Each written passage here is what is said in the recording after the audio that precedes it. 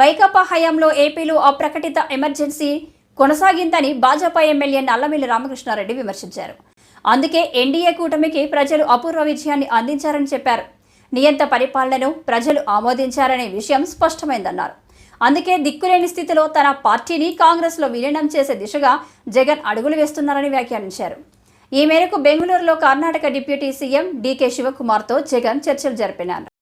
అప్రకటిత emergency Jaganmohan Reddy పరిపాలనలో 2019 నుంచి 2024 వరకు కొనసాగితే ఆ అప్రకటిత ఎమర్జెన్సీని కూడా వ్యతిరేకిస్తూ ఇవాళ ప్రజలు అపూర్వమైన విజయం కూటమికి అందించారు.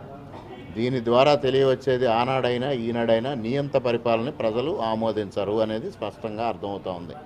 అందుకే ఇవాళ దిక్కులేని పరిస్థితిలో జగన్మోహన్ రెడ్డి తన పార్టీని కాంగ్రెస్ పార్టీలో విలీనం చేసే దిశగా అడుగులు వేస్తూ ఉన్నాడు. నిన్నటి రోజున బెంగళూరులో డీకే శివకుమార్తో భేటీ అయి వైఎస్ షర్మిల్ని కాంగ్రెస్ పార్టీ నుంచి బయటకు పంపిస్తే తన పార్టీ విలీనం చేయడానికి సంసిద్ధమని వ్యక్తం చేసే నిస్సహాయ స్థితికి జగన్మోహన్ రెడ్డి వెళ్ళిపోవడం జరిగింది.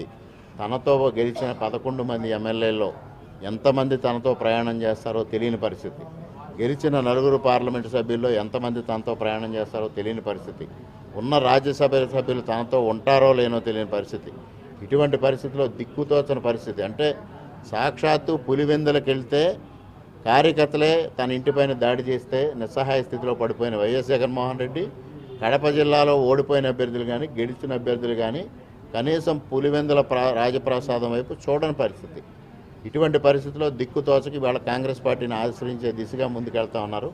ఇటువంటి అరాచక శక్తులన్నీ మరలా కాంగ్రెస్ పార్టీ వైపు చేరి నరేంద్ర మోడీ గారి నాయకత్వంలో ప్రభుత్వాన్ని అస్థిరపరిచే ప్రయత్నాలు చేయడం జరుగుతుందని ఆశిస్తాం.